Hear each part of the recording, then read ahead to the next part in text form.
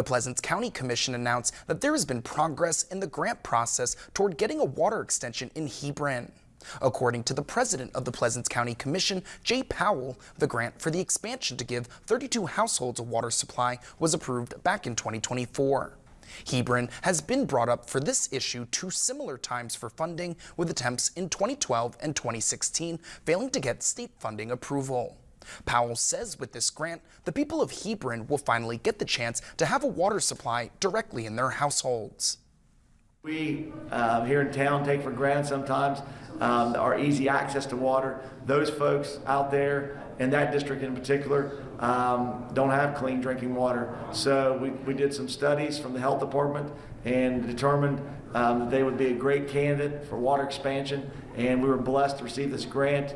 And with our PSD working with the folks at the state level, we're able to get them water hopefully sooner than later. According to Tim Utt, with Burgess and Nipol, they hope to open bids for the $1.85 million grant in the next 60 days.